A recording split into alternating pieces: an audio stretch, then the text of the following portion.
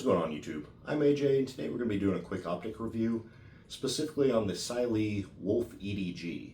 Now, previously I did a review on the Cylee Chameleon after they'd reached out to me, and I must say, I continue to be very impressed with that optic. As a low-cost, high-performance competition optic that very much replicates the experience of shooting an SRO, I'm really enjoying that one. So when I got a promotional email about the Wolf EDG, this one also kind of caught my attention.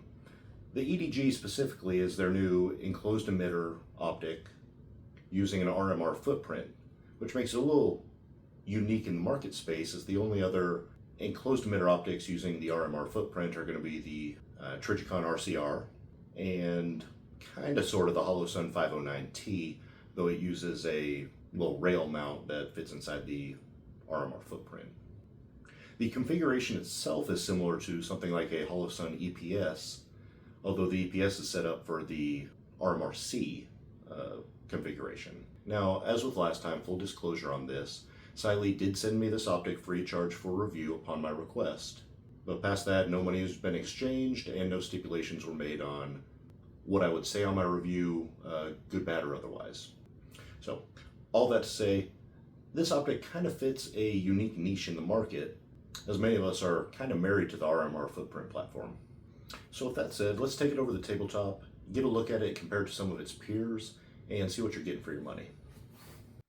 Alright, so here's the Wolf EDG. You can see it's closed emitter optic. We have a side load battery.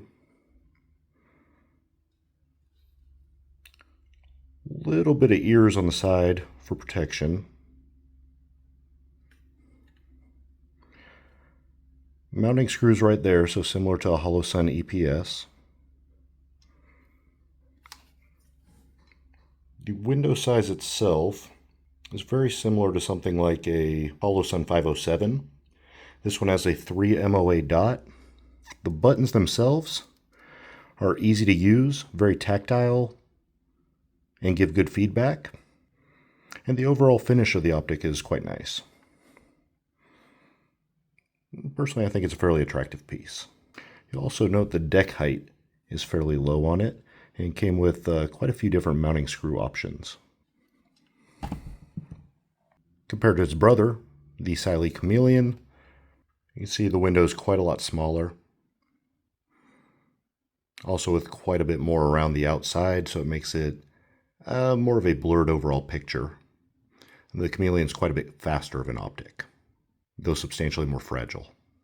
Here it is next to another one that I'm reviewing, the Gowutar A20. This also uses an RMR footprint. It's a fairly budget optic. Window size itself is about the same. Glass is a little bit more clear on the Cylee. Here we have it next to the venerable 507C. So you can see window size almost identical, maybe a little bit larger for the Cylee. Similar overall surround size. Fairly comparable package. Here we go next to our RMR Type 2. Excuse the dirty window. Cylee is a larger overall optic, also has quite a bit larger window and clearer glass. For an enclosed option, here it is next to the full-size HoloSun EPS. Window width is fairly comparable. To my eye, there's a slight height advantage for the Cylee, though I do prefer the thinner overall surround of the EPS.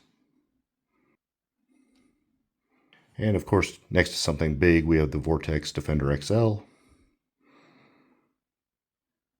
And you can see window size really isn't even close. Defender XL is probably a third larger.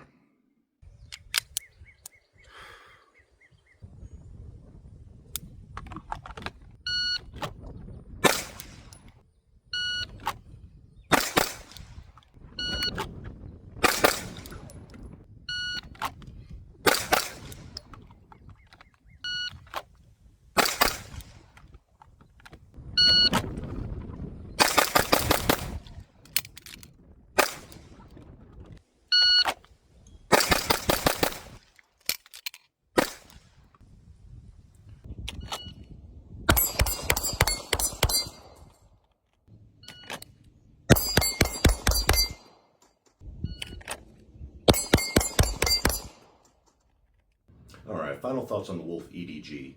Similar to the Chameleon SRS-8, I've actually been very impressed with this optic. Build quality, function, refresh rate have all been solid for me. I do still have the same complaints that I had with the Chameleon, in which I wish the brightness of the optic would go about one setting higher and the bottom end of it one setting lower. Though I'm shooting it in bright Texas sunshine, the dot has always been visible, but it doesn't give me that retina searing effect like a Trijicon does. Outside of that, I like that this one is a 3 MOA dot instead of an 8 MOA dot like the Chameleon, and the window size is plenty large for all around use. Cylee says this one's drop safe. I don't do drop testing with my optics, so take that for what you will. But my overall first impressions of it do seem to be that it's a fairly rugged optic. Upon completion of testing, I'm probably going to use this personal one on one of my home defense setups. And I'll say I'm fairly impressed with it, and I continue to be impressed with the brand. So kudos to Cylee, maybe a brand worth looking into. That's my 2 cents on it. Hopefully it helps you guys out. As always, please like, comment, and subscribe, and we'll see you next time.